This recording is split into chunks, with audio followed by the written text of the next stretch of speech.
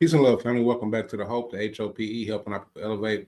If you're new here, welcome to the channel. To all my returning viewers, like I always say, welcome back, family. This is going to be a quick one. This is one with me and Brother Yisrael, but we're addressing the black crisis of our people by using analytic methods. And so this is going to be a study group session again. If you checked out my old videos, you're familiar with the study sessions, but if you haven't, go check those out. And so without holding y'all, we're going to jump into this. This video is a little bit laggy during the recording, but if you listen, you'll get the message. So let's get into it. Peace and love, family. On behalf of Akono and Brother, you know what I'm saying? Jay, where you at? We're trying to help our people elevate. Hope, HOPE. We're giving them hope. We doing what we gotta do, you know. Every day, one step at a time, man. We're gonna make it happen. Helping our people elevate. Yeah. Sometimes I practice focus, thought, and meditate. I'm trying to come with other ways to help our people elevate and seeking knowledge, make me levitate. The lifted mental state is what results from how we orchestrate. This for the family's sake. Let's self-reflect and self-evaluate. And every day, make sure the steps you take, you calculate. Receive a master's fate. I know I can't exist without the hate, but that's okay. I balance that with higher self today. Success is on this way, and after that, my flesh can pass away.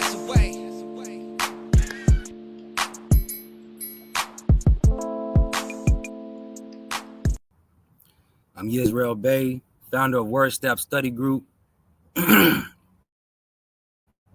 It's today's presentation by using analytical.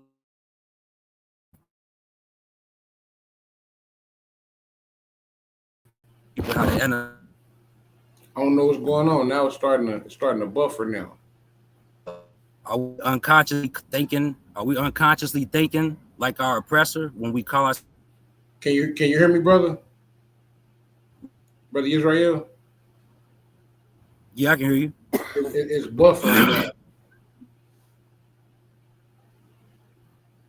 It was lagging for a second. But you should be. I'm a far back. You should be. Turn on my hotspot real quick. All right, so are we unconsciously thinking like our oppressor when we call ourselves black?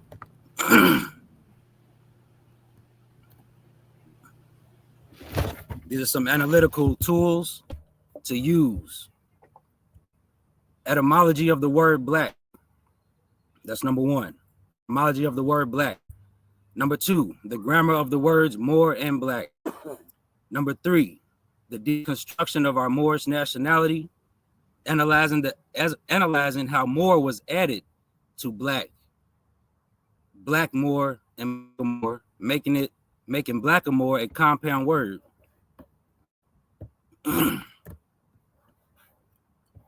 So number four, analyzing nationalities in national constitutions, embodying national character and national standing of the people of a nation into a national constitution. Number five, the connection between nationality of people and the constitutional name of a nation / national name of a nation / state's identity / sovereign identity of the state. Pardon me. Number six, the connection between nationality and sovereignty. All right. So again, the analytical tools are etymology, word black, the grammar of the words Moor and black, the deconstruction of our Moorish nationality, analyzing how Moor was added to the word black and Blackamoor, making Blackamoor a compound word, analyzing nationality and national constitutions, embodying national character and national standing of the people of a nation into a national constitution. And the connection between nationality of the people and the constitutional name of a nation / national name of a nation / state's identity / sovereign identity of a state. And the connection between nationality. So on here you can see around, the outskirts, we have a circle, we have the flags, different national flags for different nations. In the middle, we have a magnifying glass showing the word nationality over top of, geographical landmass. So it's showing that flags are connected to nationality. Nationality is connected to nations. You know, nations are connected to land. So action.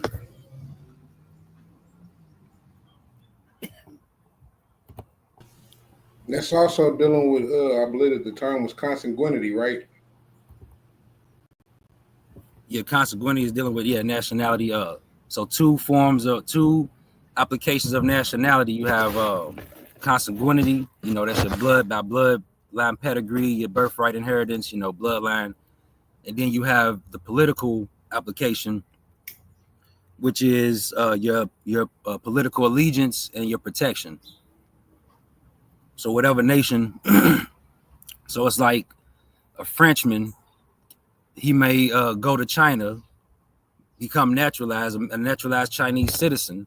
Once he becomes a naturalized Chinese citizen, now he is considered a Chinese, right? A citizen of China. He will receive the protection, right? He will pledge the allegiance as the Chinaman, right, in China, as well as receive the same protection. Mm-hmm. Yeah.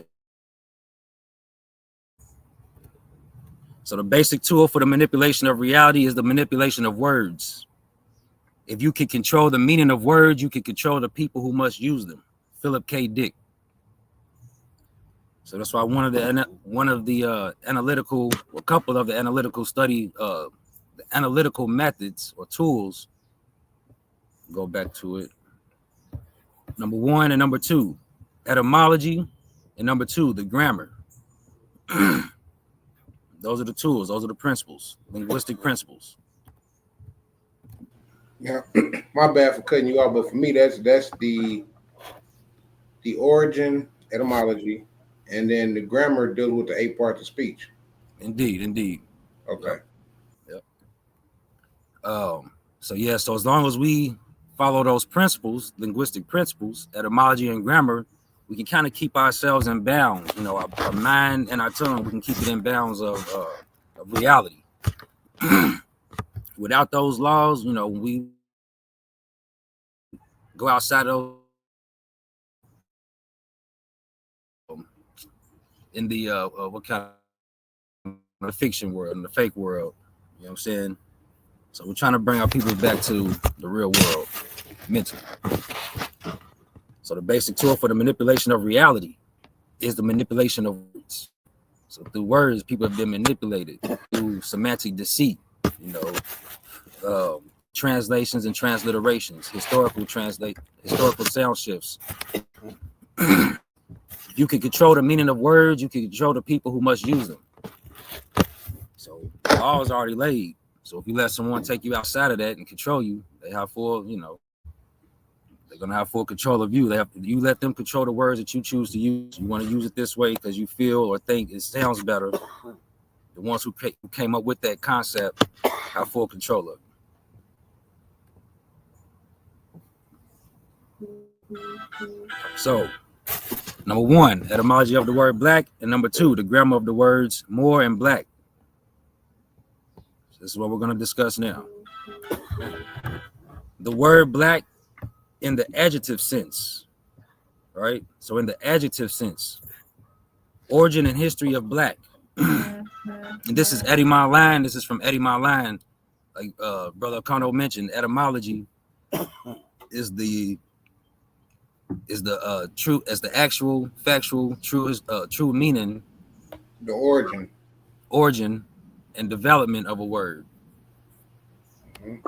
So black as an adjective, Old English, Blake, Blaec, absolutely dark, absorbing all light, of the color of soot or coal, reconstructed to be from Proto-Germanic blackus, burned, source also of Old Norse, blacker, dark, Old High German, blah, black.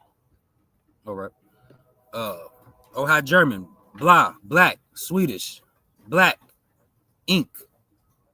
So a Swedish black was referred to ink. It's an adjective. They were describing ink. Pardon me, not identifying but describing. An adjective what describes. All right, to burn, gleam, shine, flash. So did I skip that? Swedish black, Dutch blaken, to burn. From pie, Proto-Indo-European, beleg, B-H-L-E-G dash, meaning to burn, gleam, shine, flash. Source, also of Greek, fledging, to burn, scorch. Latin, flagrare, to blaze, glow, burn. And that is from the root word bel, B-H-E-L dash, meaning to shine, flash, burn. The usual Old English word for black was swart, see swart.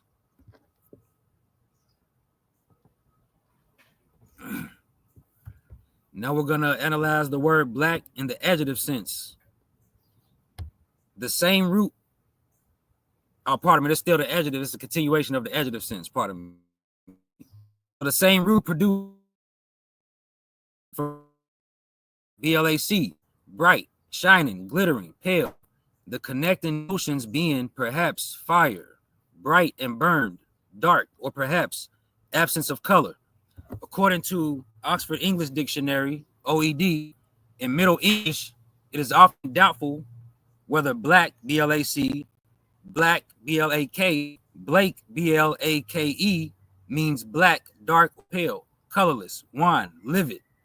And the surname Blake can mean either one of pale, one of dark complexion.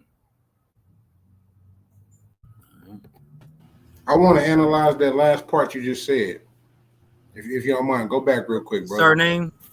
Yeah. You know what I'm saying? The surname.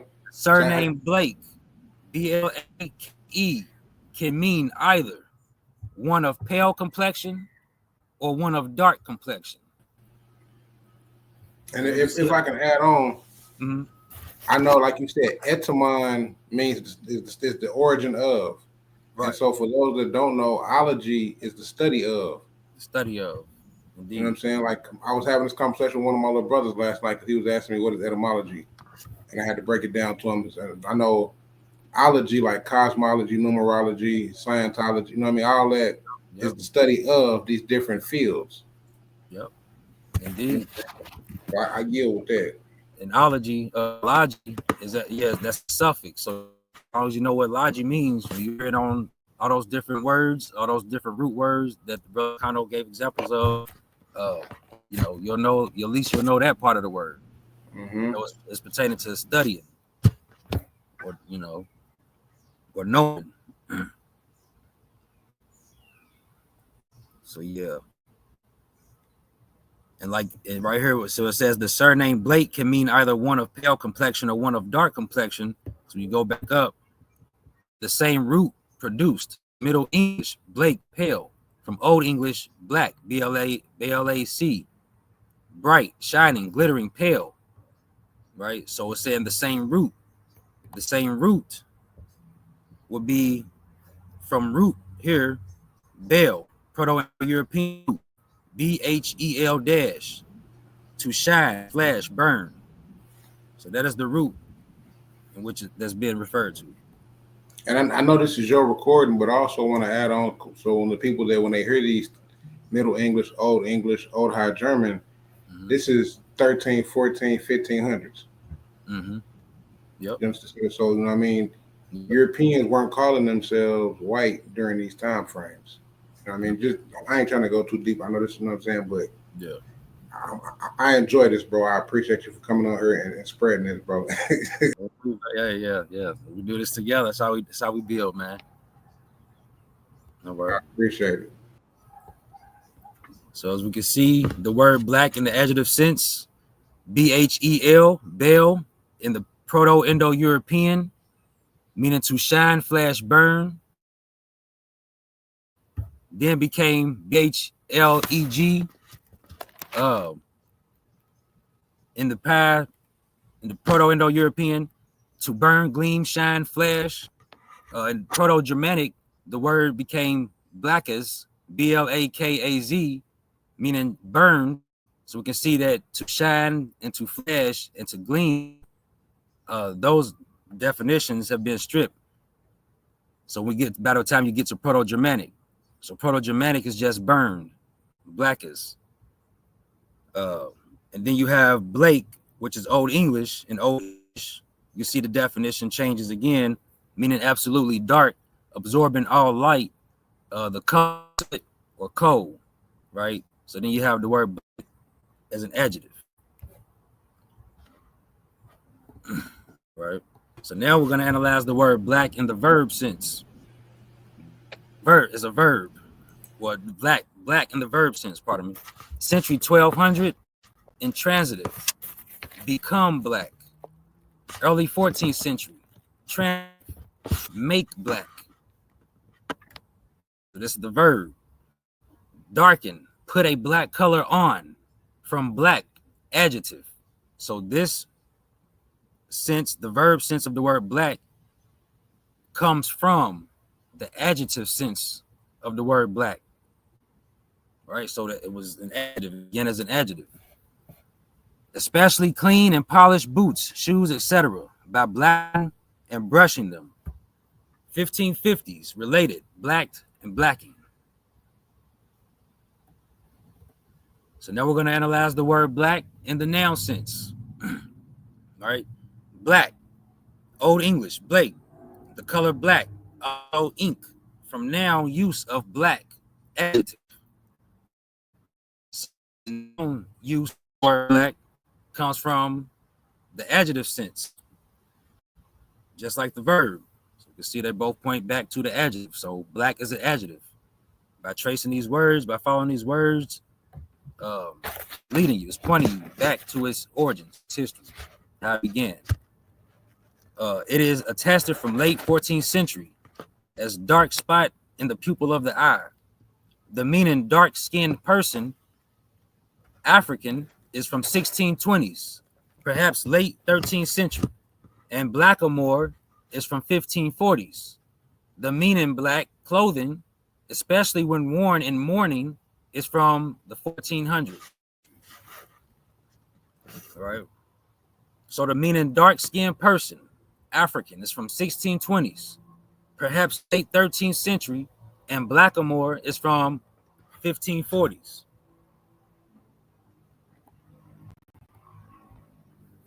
The word Negro, 1550s, or Negro, 1550s, a noun, member of a black-skinned race of Africa, from Spanish or Portuguese, negro, black, from Latin, nigrum, nominative, nigger, black, dark, sable, dusky, applied to the night sky, a storm, the complexion, figuratively, gloomy,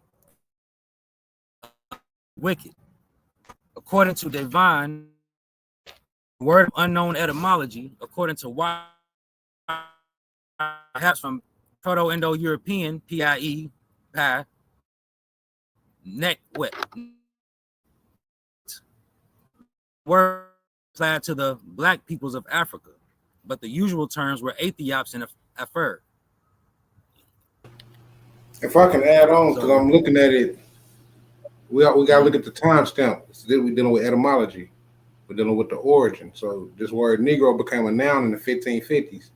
And so when we putting the timestamp on it, this is when Spain, like I said, from Spanish or from Spain, Portuguese. Indeed. This is when Spain had its land in what we call today North America or the United States. Yeah, they exercised territorial sovereignty under conquest, under European discovery, conquest, subjugation, and colonization. You got me thinking, because this, like, I've been connecting dots on my channel about how the Latin towns or cities from California all the way to Texas, Las Vegas, San Francisco, San Domingo, San Diego, Nevada, you know what I mean? All these different Latin. I know it was Spanish conquering, you know what I'm saying?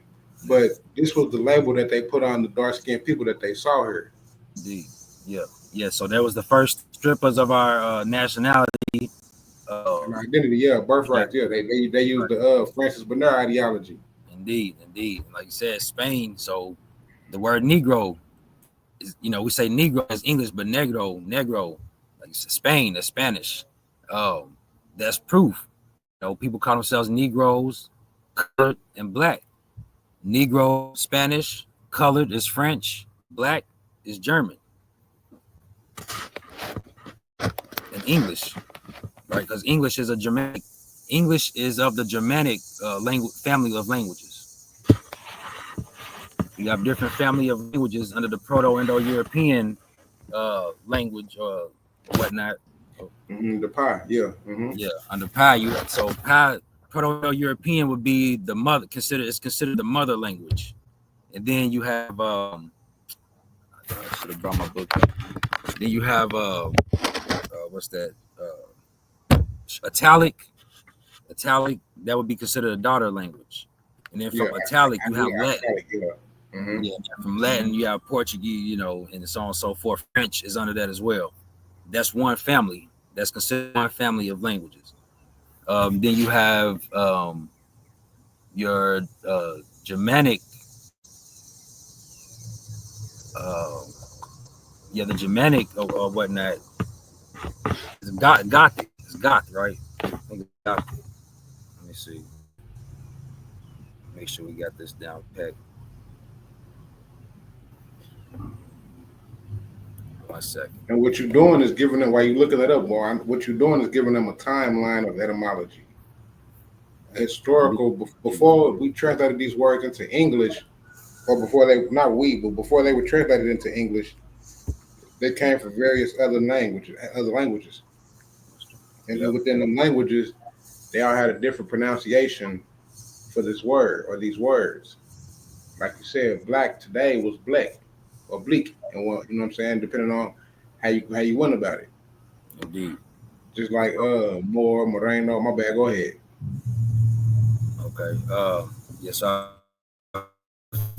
Proto-Indo-European and as a mother language, and then the daughter language, Anatolian, Germanic, Tocharian, Celtic, Hellet.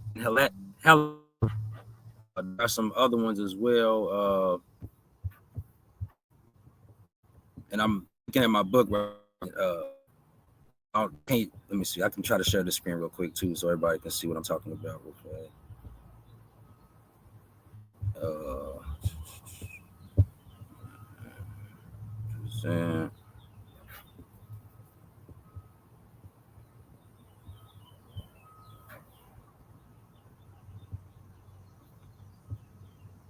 All right, so this right here, the Indo-European family of languages.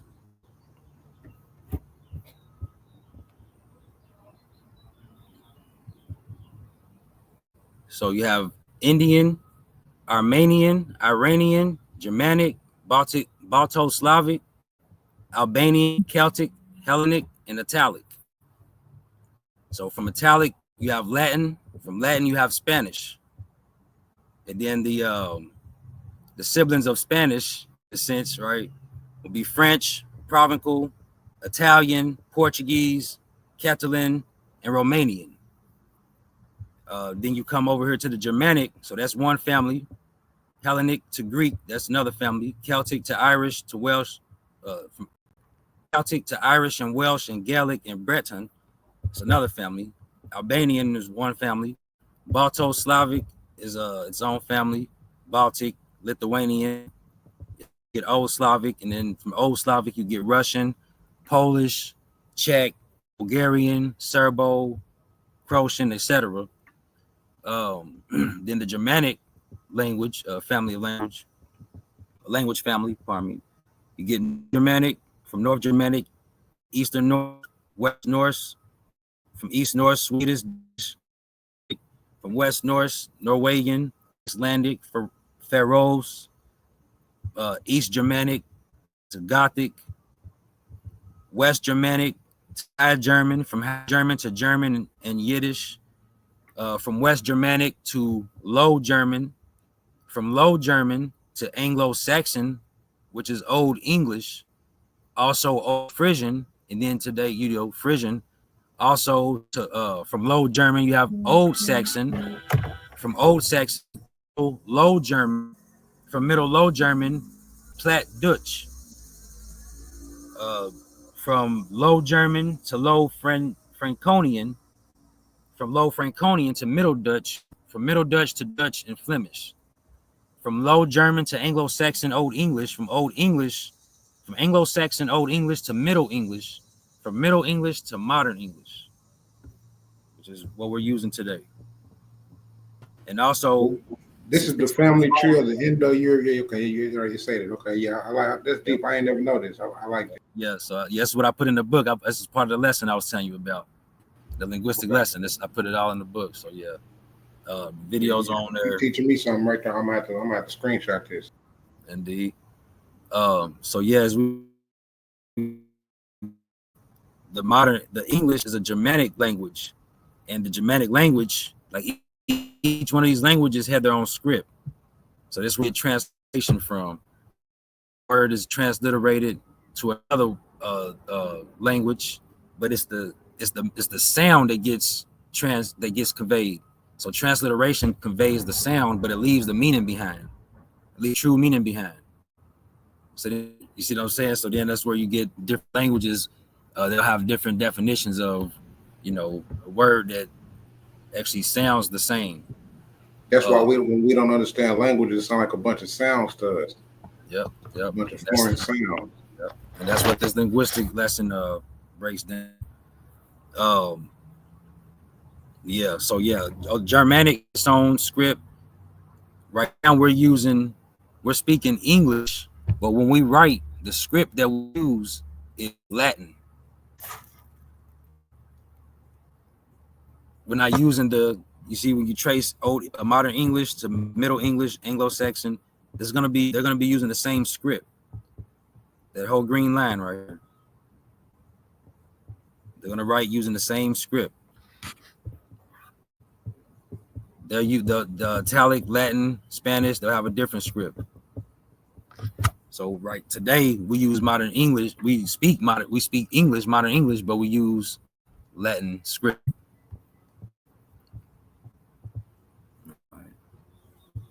So let me get back to the main course.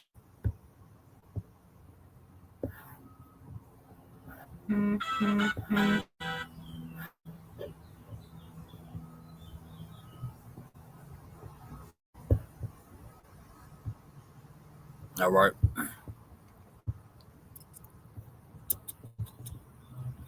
So yeah. It's continuation of the word Negro, meaning African American vernacular, the English language as spoken by U.S. blacks, is from 1704. French, Negro, is a 16th century borrowing from Spanish Negro. Older English words were Moor and Blackamoor, a Middle English word for Ethiopian. Perhaps also a Negro, generally, was blue man or blue man. Blue man meaning blue man. All right. So we're gonna get into this Blackamoor. Origin and history of Blackamoor. Blackamoor, a noun. Like I said in the beginning, it's a compound word. Dark-skinned person, black-skinned African, 1540s. From black, adjective. So from the word black, in this adjective sense, not in this noun sense, not in this verb sense. So you're not making anything black, and nothing is becoming black. Something is being described. They're using the word black to describe. Plus more. More is a proper noun. How do we know the difference? The word black is not capitalized. You don't capitalize an adjective. You capitalize all proper nouns. A proper noun, right? A noun is the name of a person, place, or thing. An adjective is a word used to describe noun or a person, place, or a thing. So the adjective describes the person, place, or a thing. So dark-skinned person, black-skinned African, 1540s, from black adjective plus more with connecting element. this plus sign right here, this addition sign, that's that creates that's evidence of the compound word. So we're using evidence to come up with my conclusion. It also shows that this word Moor was around before then. Indeed. And yeah. So the word Moor, right? Get into some background on the word Moor. As a noun, North African, Berber of the race dwelling in Barbary, late 14th century, from Old French, Moor, M-O-R-E, from medieval, Latin, mortus, from Latin, mortus, inhabitant of Mauritania, Roman, Northwest Africa, a region now corresponding to northern Algeria and Morocco, from Greek, moros, perhaps a native name, or else cognate with moros, black. But this adjective, when it says black, this adjective appears in late Greek, may as well be from the people's name. Also applied to the Arabic conquerors of Spain.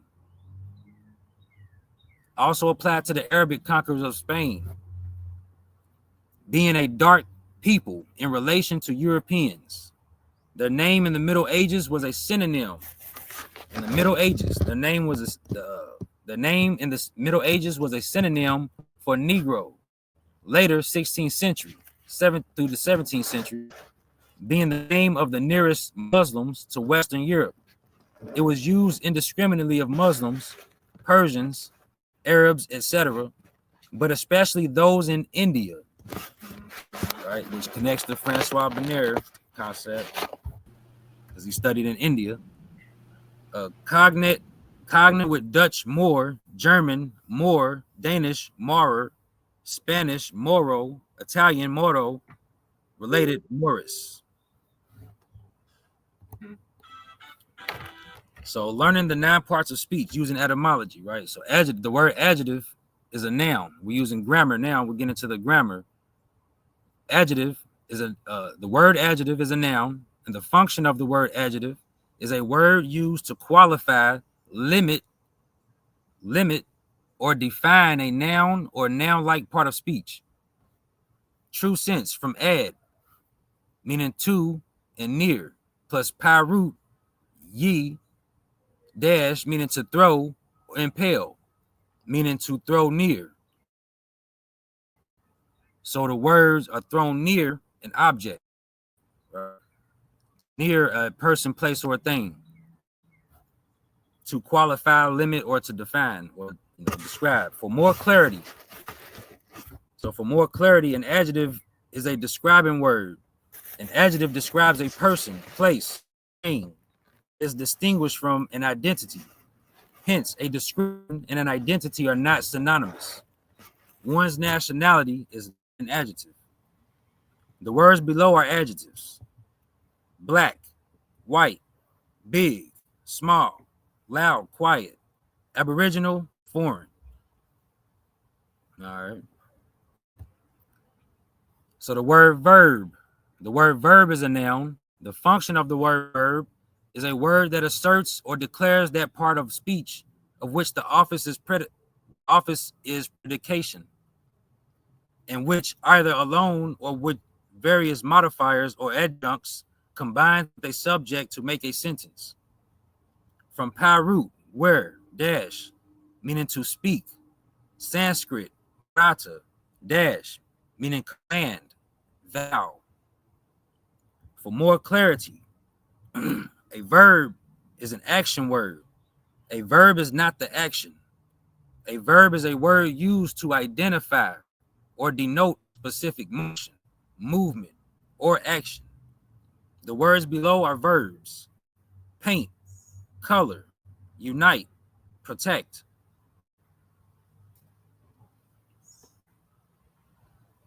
The word noun is a noun, and the function of the word noun in grammar is a name. A word denotes a thing, material or immaterial.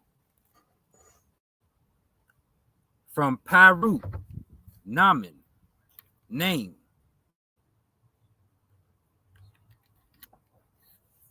For more clarity, a noun is a naming word. A chair is not a noun.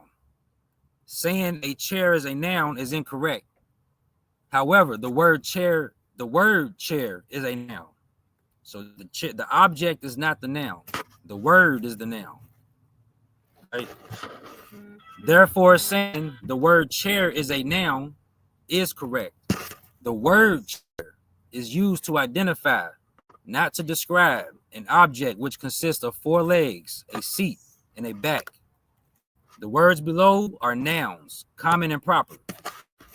Common nouns: car, nationality, country, store, dog. Proper nouns are more specific: Mercedes, Moor, Morocco, Walmart, Rottweiler. These are the tools. So I'm going over the tools right now, the analytical tools to use. Step on solid grounds. By studying and applying the true sense meaning of words with their proper part of speech, we will be able to identify the constructed fraud and begin to free our minds from the mental chains of the modern day race concept of white people, black people, etc. No longer will we say I am black or they are white, because we will know that people in the real world identify using their nationality, which connects them to a nation, i.e. land, flag, a constitution, treaties, etc., providing them with inherited protection. Claiming to be white, black, brown, etc. disconnects the people from a nation, dehumanizes them, and disables their human rights, political rights, civil rights, economic rights, etc. For more clarity, let's dissect. I is a pronoun. It means the first person, singular, nominative, i.e. my/me. Am. The word am is a verb. It means to be. Be means existing or to exist. The word blue is an adjective. High European word bel, B-H-E-L, dad, meaning to shine, flash. So if we follow the word black as a noun in 1940, found it is ellipse of the word Blackamoor, a reconstructed word applied to swarthy, Moors, complexion, Moors. When we apply and thinking, the sentence, the true conception, I am a, right? Or you can say I am Moorish, because it's pertaining to, and more, identity. National.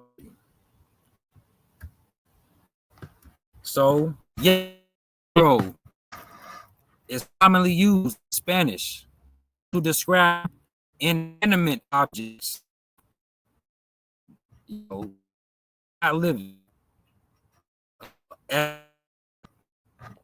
Examples: El Coche Negro, which translates to the bar. Misa Negra, the bird. Astaparos, bosses, negras.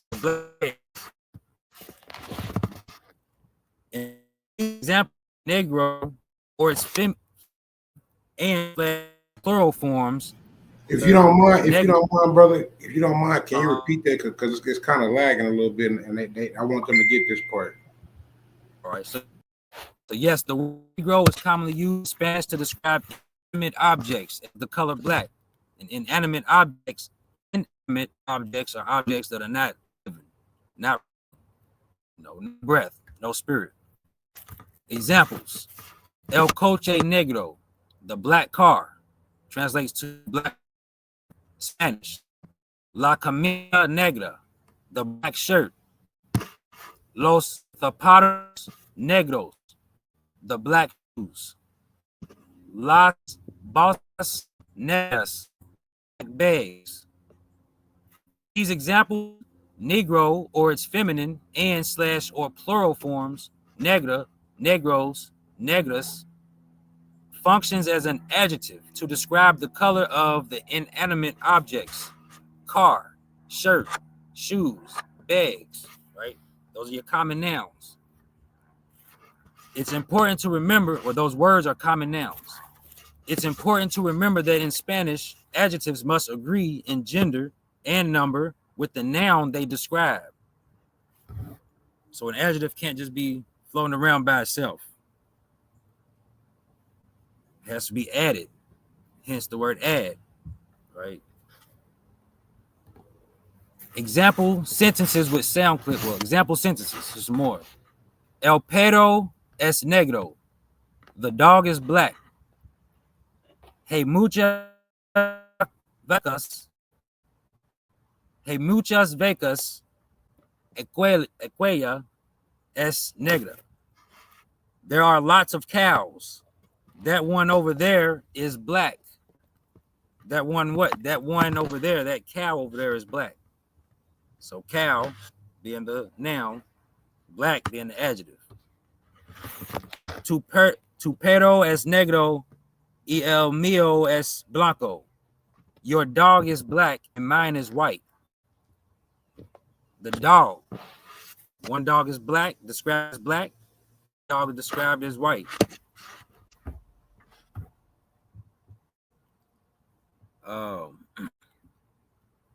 Llevaba una camisa negra, jeans y gafas de sol.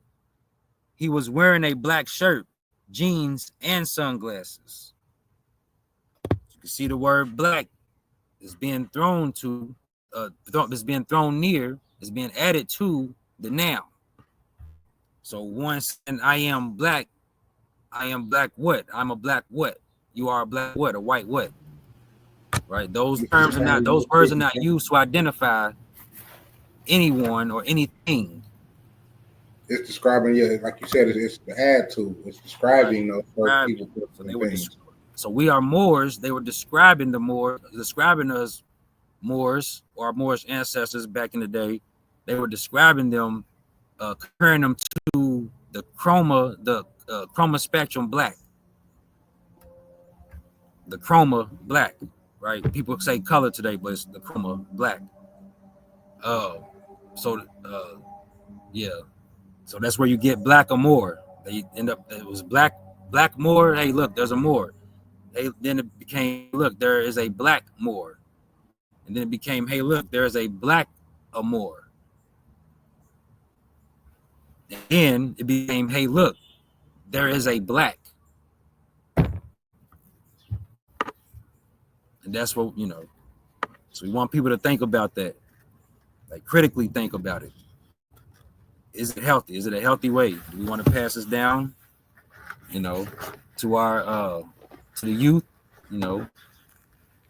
So further proof of the true definition of the Latin term Maurus can be found in early English Latin dictionaries. Maurus was synonymous with Moor, Negro, and Ethiops in John Ettick's A New English Latin Dictionary, 1783. In a New Latin English Dictionary by William Young, 1810, Maurus is a black Moor. According to the Ainsworth's Latin Dictionary, Morel's abridgment by Alexander Jameson, Robert Ainsworth, 1828, Maurus means black Moor. The English term Moor also meant black in English dictionaries and encyclopedia prior to the 20th century. Moor meant Negro or Blackamoor. Moor meant Negro or Blackamoor, Blackamoor, in a dictionary of the English language, 1768, by Samuel Johnson. And then the Encyclopedia Londinensis, 1817, by John Wilkes, lists Moor as follows. Maurus, cuts off. Yeah. All right. So the earliest known use, Middle English, the earliest known use of the noun Blackamoor is in the Middle English period, 1150 through the 1500s. Oxford English Dictionary, OED's earliest evidence for Blackamoor is from before 1460 in the writing of Osborne Buckingham, poet and Augustinian friar. So I can look at all these references. Everything I'm referring, I'm mentioning as a reference. Definitely check that. Check everything. If I can also add on with you, brother, since we're talking about etymology, that Francis Benaire took this because in French, the word for black was noir.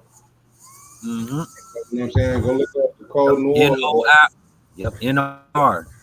Yeah, and so he took this term as a way of denationalizing the people, as you've been explaining, from like you said, from Moor to Blackmoor to Blackamoor. Mm-hmm. You know what I mean? They were stripping the people of their identity to just calling them black.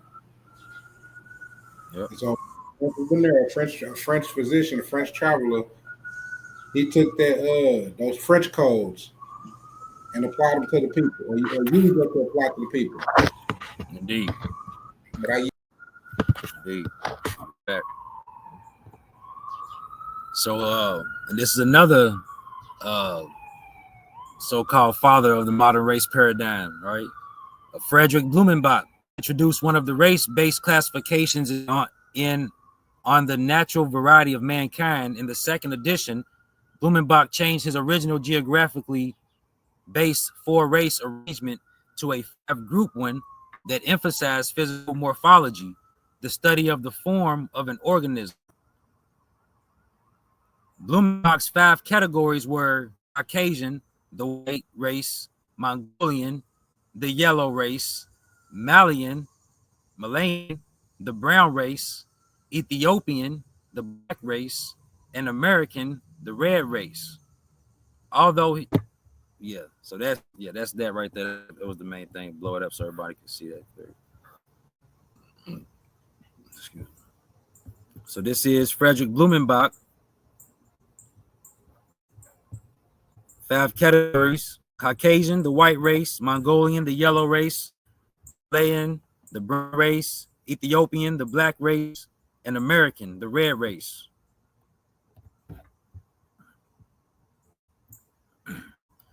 So the crime of the race paradigm.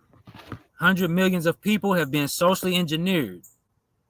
100 millions of people have been socially engineered under the colonial influence of Francois Benaire, French. He was a Frenchman.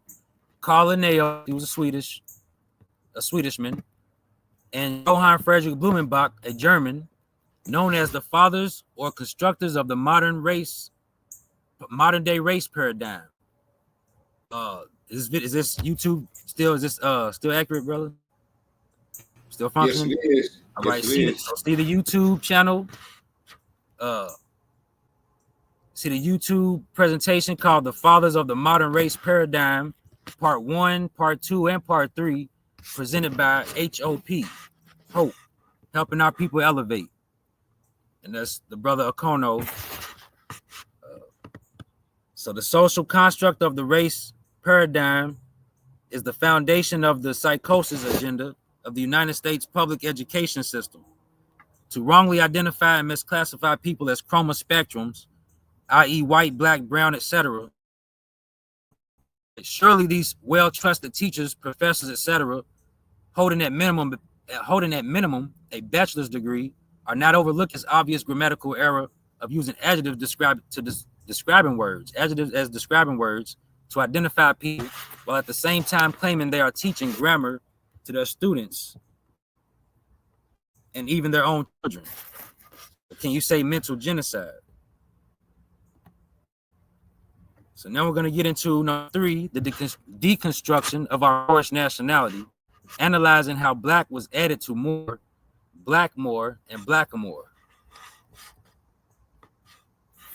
Blackmoor in the 1599 Geneva Bible. You can look these verses up, look into these verses, research them, type in Geneva Bible, 1599 Geneva Bible, Jeremiah 39:16. All right, chapter 39, verse 16. Go and speak to Ebed Melech, the Blackmoor, saying, Thus saith the Lord of hosts, the God of Israel, behold, I will bring my words upon this city for evil and not for good, and they shall be accomplished in that day before thee. Jeremiah chapter 46, Verse 9. Come up, ye horses, and rage ye chariots, and let the valiant men come forth, the Blackamoors, and the Libyans that bear the shield, and the Libyans that handle and bend the bow. Ezekiel chapter 29, verse 10. Behold, therefore, I become upon thee, and upon thy rivers, and I will make the land of Egypt utterly waste and desolate, from the tower of Syene even unto the borders of Blackamoors.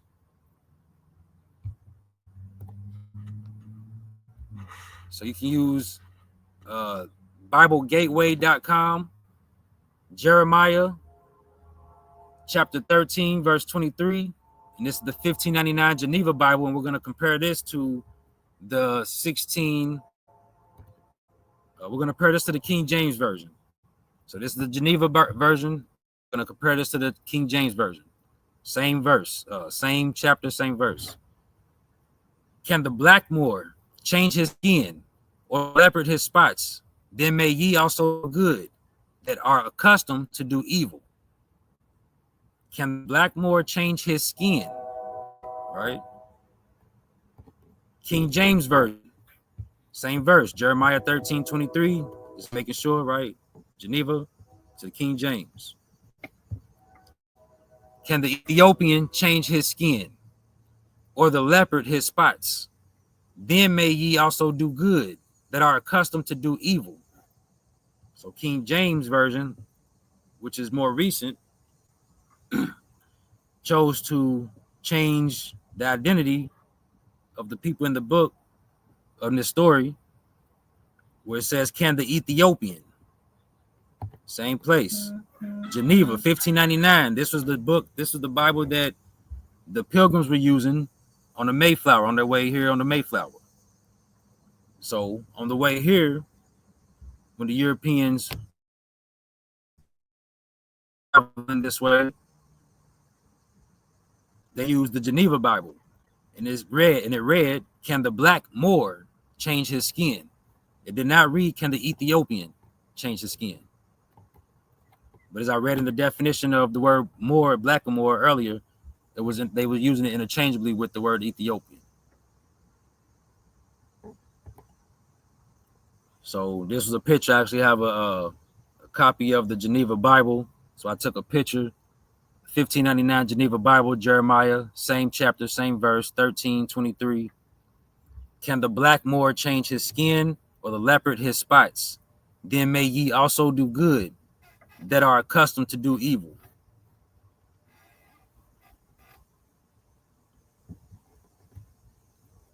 So, question, you need to think about this. Calling ourselves black, are we calling ourselves black? Or are we indoctrinated under subjugation into falsely thinking we are black? Did we actually choose to call ourselves black? Or were we indoctrinated, force into falsely thinking we are black? Without any of the rules, without any of the linguistic principles.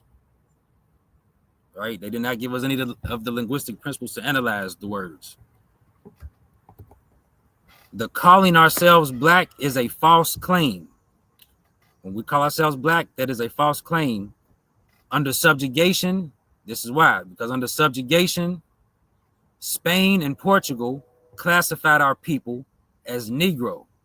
France classified us as Noor, and England classified us as black. So,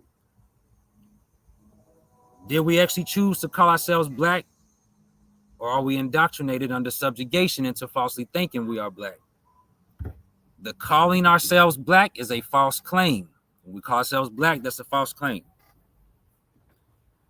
And the evidence is, under subjugation, Spain, right? We call ourselves Negro black color. That's a false claim. We don't call ourselves Negro black color. Spain and Portugal classified our ancestors as Negro. So we got to think, who were they called? Who were they calling Negro? What were the people identifying themselves as before Spain and Portugal started classifying them as Negro? before France classified them as Noor, and before England classified them as black.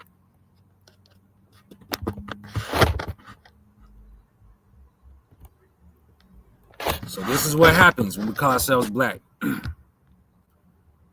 We waive our subjugation, dehumanization, denationalization, and genocidal claims by claiming that our people are calling themselves black.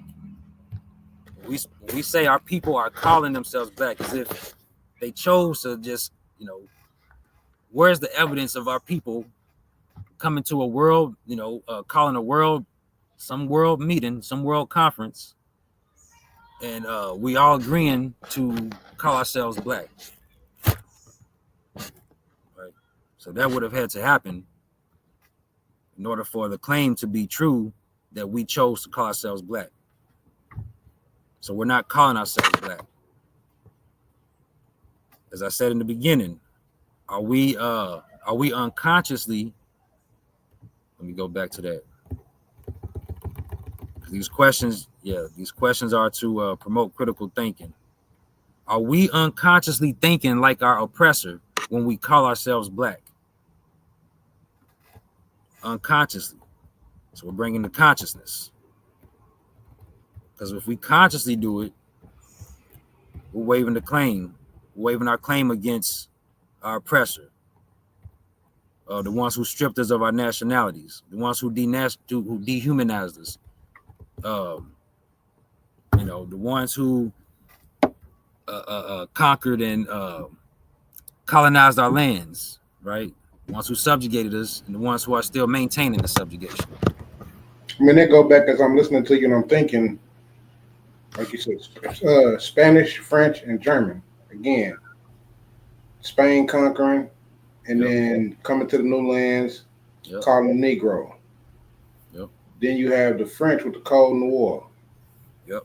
Then you have Great Britain, or who we call the Englishmen. Again, we speak the English language. So, I mean, if we call ourselves African, Moor, and then whatever we could, regardless, we speak the English language. So it came from those who oppressed us. Indeed. And that's the evidence. That's solid evidence that we're still under colonization. You know what I'm saying? Yeah. So like you said, still we think subjugation. Yeah. Or we unconsciously. Mm-hmm. So may not be consciously doing it, but unconsciously. So this is to spark that consciousness, so we can then bring some remedy. So once again, we waive our subjugation, dehumanization, denationalization, and genocidal claims by claiming that our people are calling themselves black. And these claims will be, once again, against Spain, France, Portugal, Dutch Netherlands, Sweden, England / Great Britain.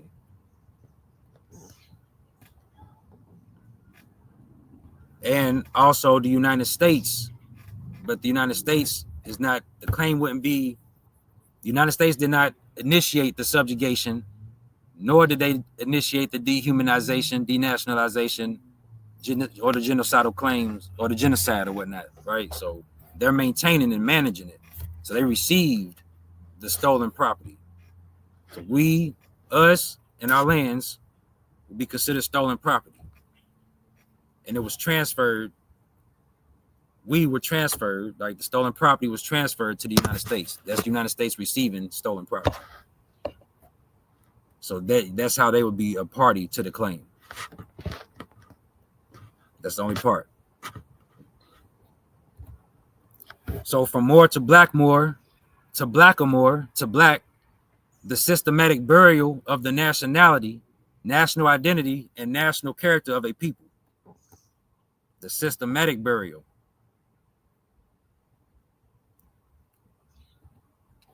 What is the meaning of the United States Supreme Court Justice Daniels' statement in the Dred Scott versus Sanford case, 1857? That the African Negro race never have acknowledged as belonging to the family of nations, that as amongst them, there never has been known or recognized by the inhabitants of other countries anything partaken of the character of nationality or civil or political polity. That this race has been by all the nations of Europe regarded as subjects of capture or purpose. So if I heard you correctly, go back to that. My bad. If I heard you correctly, it's saying that the African race is never acknowledged. You know what I'm saying, to belong to a family of nations. So going back to what we're presenting, or what you're presenting, is that if Spain labeled you Negro, and Great Britain said, no, we're gonna call you black. We're gonna take Spain label. Or French is labeled either way, either or, but it still referred to the term black, the adjective. Yeah, adjective, exactly. Every time, yeah. Every language, those terms were referring to adjectives. Yes. Those And words if the people don't say, no, we're not that, we're this. If you're not reclaiming your identity, then they got you. Indeed. I mean, I didn't want to end it like that, but I get what you're saying. Yeah. You know what I'm saying? If they're not, it's kind of like I tell people with the gas prices, or just the economy in general. You know what I'm saying?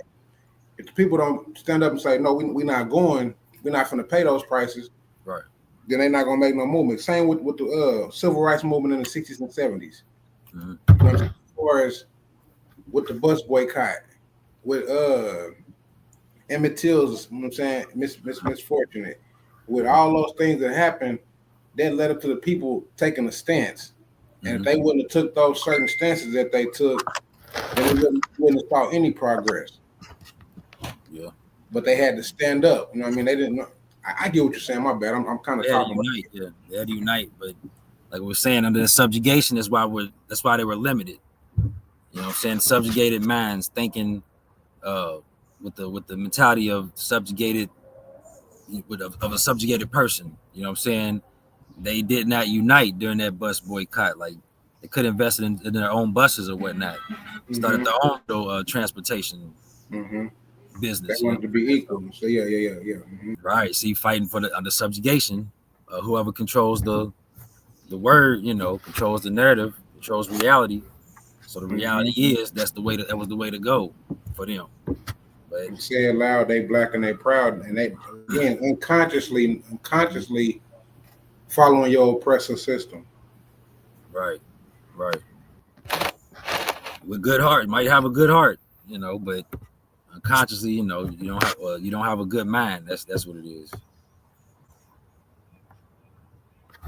So this right here, I wonder if this is gonna play. Sound like a minute or so. Let me know. What color are you? Can you hear it? In this. Yes, sir. You good? Yeah, you good. All right, let me restart that. What color are you? Shoot. What color are you? In this country, black. You're old. No, for real. My mother is Irish. She's like the Queen of Ireland. And my father is black, and he grew up in Harlem, served this country. And his father's mother, so my great-grandmother, is Venezuelan. All right. So let's go over that. Let's talk about this. Mariah Carey on explaining her race on George Lopez talk show. Talk show host George Lopez question to Mariah Carey: what color are you? Mariah Carey's answer: in this country, black. In this country, black. No, for real. My mother is Irish. She is like the Queen of Ireland. My father is black. He grew up in Harlem, and he served his country. And and his father's mother, my great-grandmother, is Venezuelan. So, analytical question for everyone. If Mariah's father's great-grandmother is Venezuelan and Mariah's mother is Irish, how did Mariah Carey become black? Once again, if Mariah's father's great-grandmother, showing her father's connection to his Venezuelan lineage or heritage, right? Through his great-grandmother, and Mariah's mother is Irish, how did Mariah Carey become black?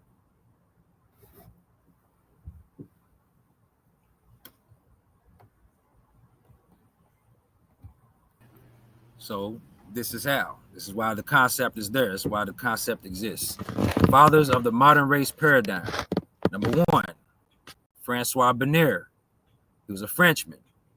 1684, he created a publication. He published a publication called Nouvelle Division de la Terre, which translates to in English to New Division of the Earth. A new division, because there was a new division, hence there was an old division. What was the old division? The old division would be the original division, which is nationality.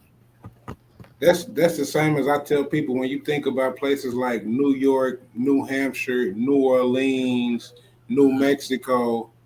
Well, what was the old? Yeah, exactly. You know, and I've done my study, so I know New Orleans was named after the Duke of York, which was also a relative of what's his name? Louisiana named after him, King Louis. King Louis, yeah. 14, yeah. You know what I'm saying? The Duke of York was named, he was a relative of King Louis. This is why Louisiana's named after King Louis, and he put his peoples in New Orleans. Yep. The Duke of Orleans. But yeah, my bad. Go ahead. The French, and where I am, Kentucky, that was part of the French zone. Kentucky is actually a French word. And you know, the Kemetic brothers be trying to say that's King Tucky. Nah, Kentucky is a French word. The indigenous name by the Iroquois, by our Iroquois ancestors, was Kentaten, and that sounds more like Akhenaten than you know what I'm saying, but that's Kentaten. Like Tulsa was Tallahassee before it was Tulsa by the Creek or the Muskogee Nation. Yep. And then we have a city here as well called Louisville, right? Which is the stamp, and on every stop sign you have the fleur de lis. So that flower, the symbol that they branded the slaves with. Right. That New Orleans Saints logo. Yeah, the ones who try to run it. Yeah, on the Saints. Yep. New Orleans. Yep. Louis. Yep. French. So you got Johann Friedrich Blumenbach, German, 1790 through 1828. Decus Craniorum.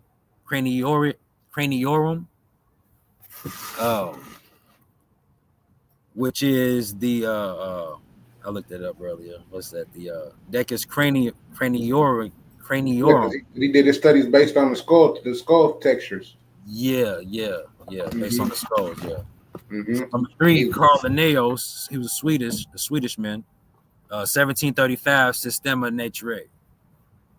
He came with the Homo sapiens and all that. Homo Africanus, Homo indigo, all that. Yeah. Yep. So for more breakdown, check out the brother Akono's YouTube channel, Hope, Hope, helping our people elevate. For more, and you know what's crazy, brother? That I learned that there were at least 25 other European scholars after Francis Bernard who kept pushing this ideology. Right. Yeah. I think I got like 6 parts of the race paradigm on my platform now, but I was going in explaining more people after them. Yeah, indeed. Yeah. The more detail, the better. The more safeguard. And it's showing the facts. You know what I mean? That these were all Europeans, whether, like you said, French, German, Swedish, whatever the case may have been. Spanish is Europeans. Yeah, exactly. These were all Europeans who denationalized, stripped the people of their identity, history, and consanguinity, birthrights, ancestry, you know what I mean? All that lineage, heritage, all that. Indeed. So now we're on number 4, analyzing nationalities and national constitutions, embodying national character and national standing of the people of a nation into a national constitution. So this outline was prepared by Brother Abdullah El Talib Mosey Bey, co-founder, curriculum developer, and teacher of the Moroccan Post School of Government and International Law, Terrence Bey, school administrator. The outline: nationality is interrelated to the following principles. So I want to show how nationality is applied. National sovereignty, self-determination, self-governance, national consciousness, national self-consciousness, national pride, national culture, national character, constitutional self-governance, national identity, national name, constitutional name, constitutional identity, the state's identity, sovereign identity of the state.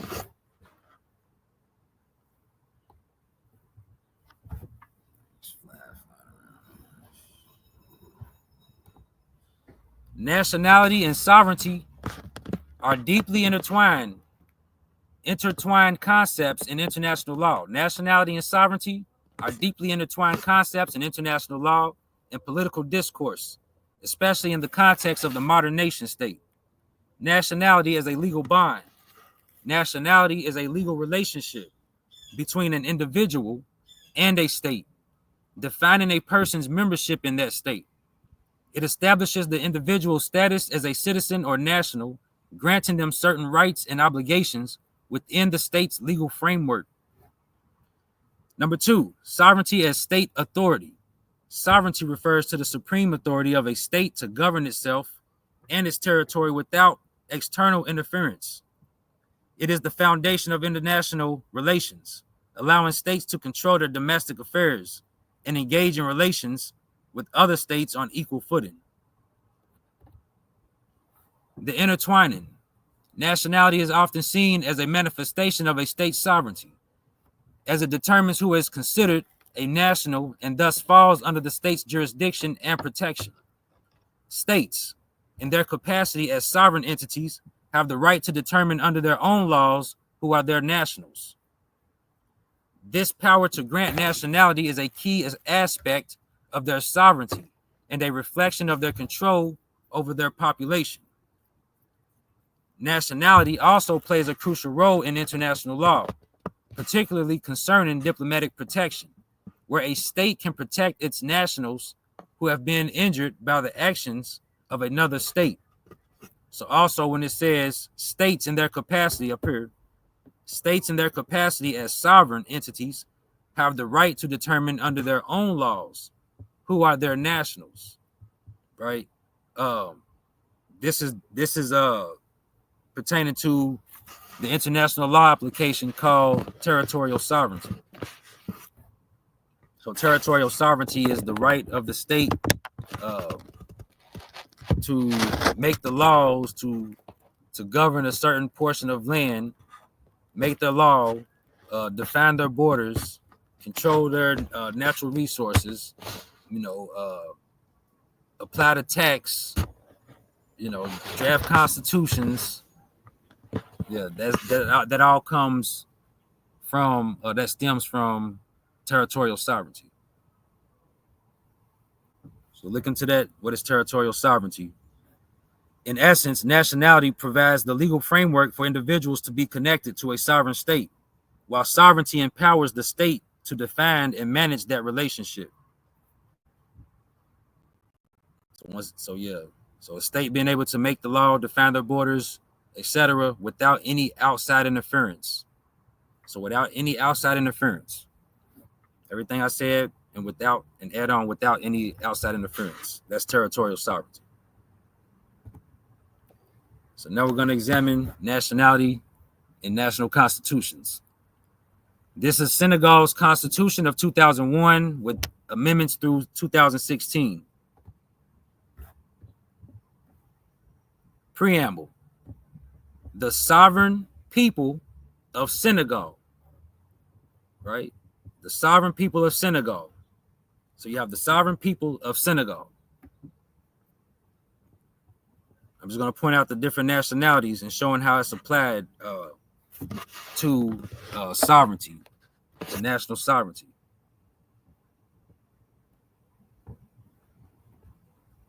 Germany, 1949, revised in 2014. Preamble. Conscious of their responsibility before God and man, inspired by the determination to promote world peace as an equal partner in a united Europe, the German people, in the exercise of their constituent power, have adopted this basic law. What type of people? How do you identify the people? How do the people identify themselves? As German.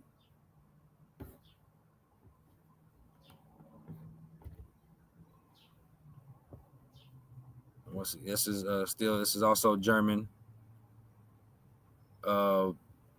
Basic rights. Article 1, human dignity, human rights, legally binding force of basic rights.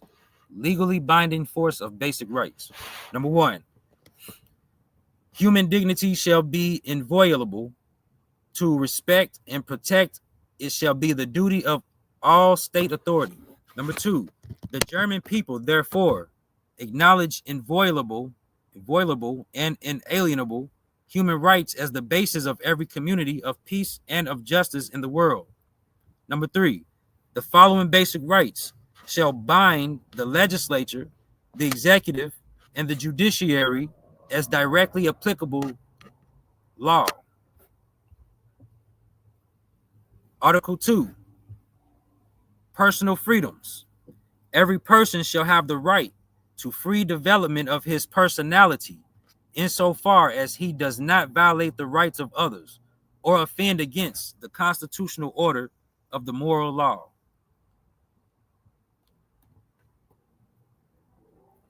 This is the Constitution of the People's Republic of China.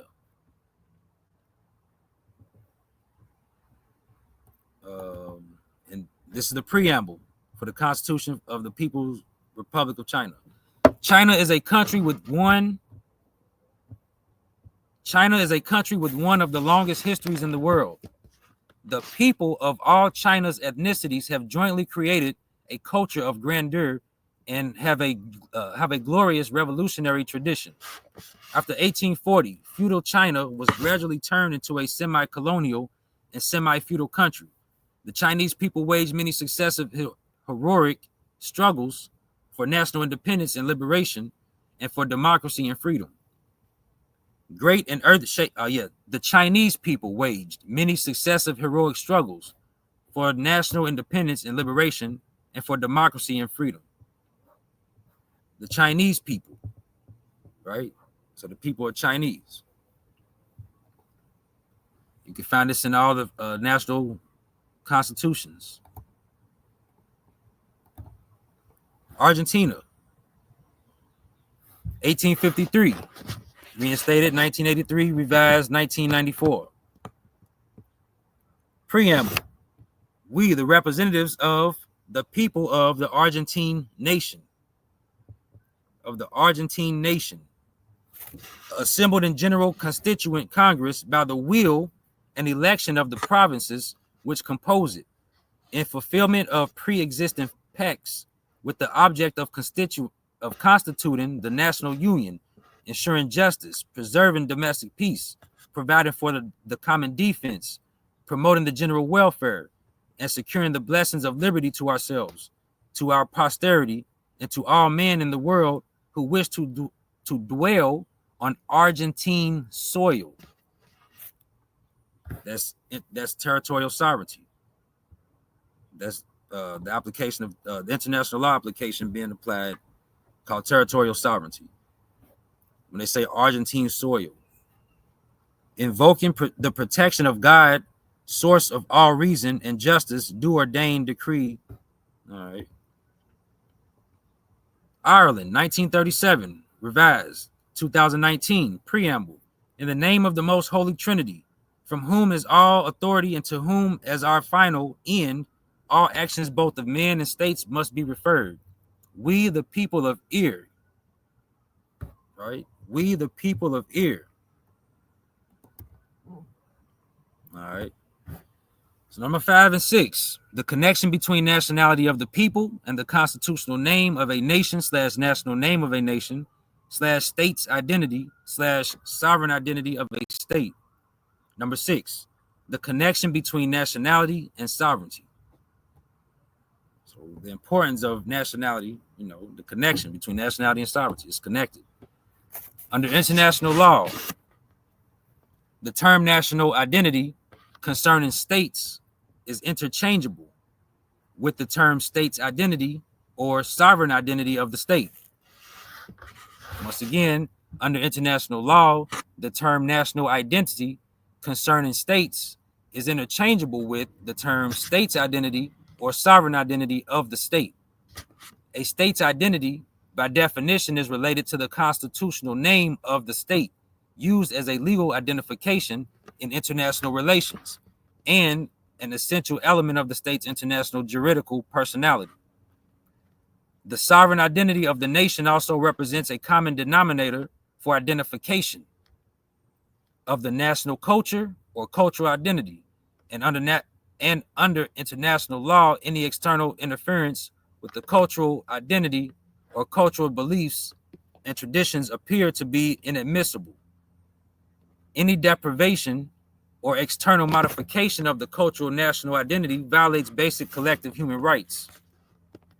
The expression of one's national identity, seen in a positive light as patriotism, characterized by national pride and the positive emotion of love for one's country. The extreme expression of national identity is chauvinism, which refers to the firm belief in the country's, that's cut off too, but yeah, so showing how nationality is connected to statehood. Statehood is connected to territorial sovereignty.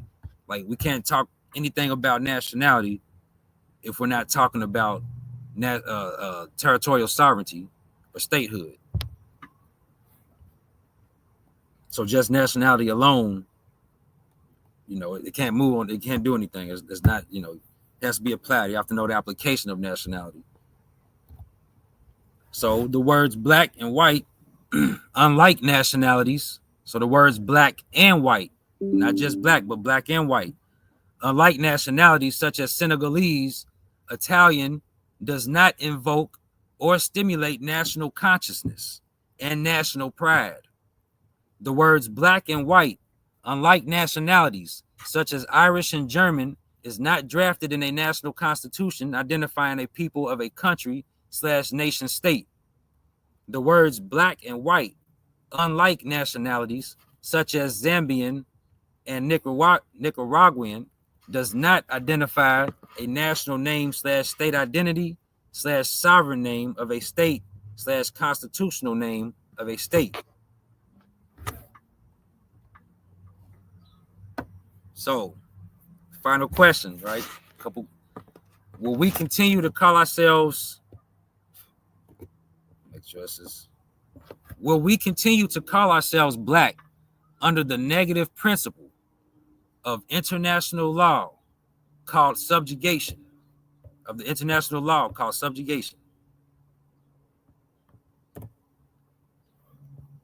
Or will we choose to unite under the positive principle of international law called application of nationality, and also recovery of lost sovereignty, post-millennium? Post-millennium is being restored back to your status as you was before any conquering, any war, any colonization, any subjugation.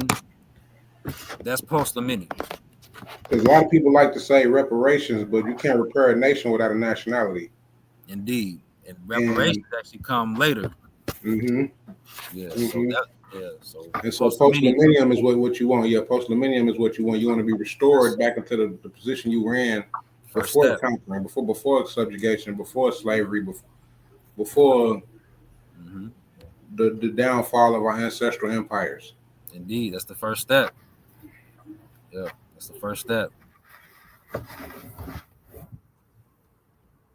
Yep. But actually, the first step is education. That's what we're doing now, educating people, but leading them that way. So yeah, just know that step comes before reparations. Reparations is the last. That's the end goal. Like, that's the very end. That's the end, and that's also reparations is not a domestic claim. That's an international claim. Mm-hmm. So you can't, to bring a claim against another nation in the international arena, you have to be a citizen of a nation, right? It has to be the government for that nation that brings the claim. I don't remember which country it was exactly, but I remember when the United States was at war with one of their own countries, they had to repair, they had to fix everything, the damages that they caused. Mm-hmm. So yeah, that was two nations that had an issue dealing with nationality, and one caused harm to another, so they had to receive post-millennium and then they were able to receive their reparations or repairing of that nation. Right. But So yeah, so yeah, if everybody analyzes the word black, you know, just using these tools, these analytical tools, go back to them. To the tools. Etymology of the word black, you know, always keep in mind the etymology of the word black, the grammar of the words Moor and black, the deconstruction of our Moorish nationality, right? Because if you trace the word black back in history, just through the word alone, it's going to lead you to Moor, Blackamoor, right? Also, the word Negro is going to lead you to Moor, Blackamoor when you trace that back. So you analyze, you know, always analyze how Moor was added to the word, how the word Moor was added to black, or black was added to the word Moor, creating the words Blackmoor and Blackamoor, making Blackamoor a compound word. Analyze nationalities and national constitutions.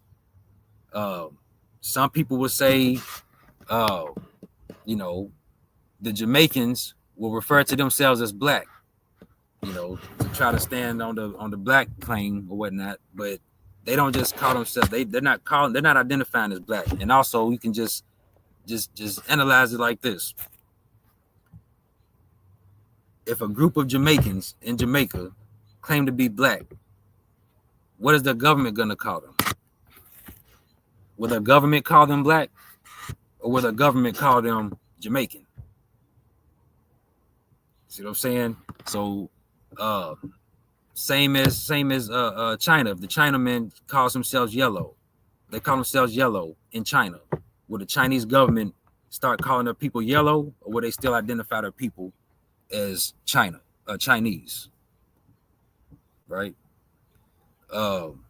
You go to the United States, you use that same method. United States, you have people here, right? They'll claim that they're Moors, right? Claim they're Moors, but the United States government is still classifying those people, us, right? Classifying us. We'll say we're Moors. United States government is still classifying us and still calling us and referring to us as black, Negro, color. So we have to see the problem there. A government is not going to denationalize its people. See what I'm saying? So the subjugation happens from a foreign nation amongst another foreign nation, you know, another nation. And it doesn't happen individually. So we're not going to be able to fix these problems or regain or recover our lost Moorish sovereignty individually. So nationality does not work individually. It only works as a unit.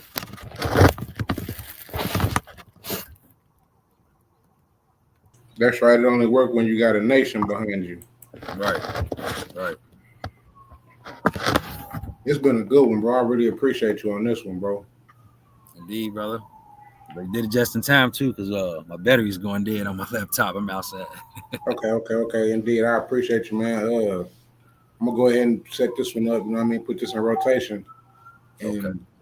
I'm looking forward. Yeah, go ahead and tell them about your YouTube channel. You know what I mean? Let them know where they can find you at. YouTube. Word Step Study Group. You can put the @ symbol, you know, the A with the tail that circles around, @ Word Step Study Group, all together, all one word. Also on Facebook, Word Step Study Group. On Facebook as well, Yisrael Bey, YISRAELBEY. Check out my playlist on the YouTube channel, the Word Step Study Group YouTube channel. So also working on the book. I should have brought my book out here to promote that. But yeah, once you get on the YouTube channel, Word Step Study Group, you'll see my linguistic lesson. It's called The Etymology of the Word Guide. A basic lesson on the linguistic methodology of sound shifts and the historical sound changes, the reconstruction of words and historical sound changes. So yeah, and if anyone's interested in a copy of that book, it comes free with a 25 note donation, you just contact me. We can talk further about that. And also they are, they're free. So if you're really interested and you want to learn and you want to get that basic linguistic lesson, yeah, just let me know. I can get it to you. We'll make it work. We'll make it happen. Indeed, brother. We're gonna make that happen. And make sure y'all follow that brother pages, his platforms. Go check him out. He's dropping a lot of good information on there. This brother been a part of that study group. Y'all seen the videos in the past that we have had study groups where this brother been a part of that for over a year now. You know what I mean? So yeah. Salute to you. Yeah. I know it's been because that was last year when I went to Philly, so I know it's been about a year now. Yep. A little over a year, you know what I mean, as far as the classes go. Yep. But yeah, thank you, brother. And I'm gonna try to get you again in the future on here, you know what I mean? Hopefully this won't be your last time on here, so looking forward to another one. Man. Yeah, we can make it out. We can schedule it, keep it going. Okay, indeed. Well, I appreciate you, brother, and I'm gonna make sure I tap back in with you. I appreciate it as well, brother. Okay, peace. Peace.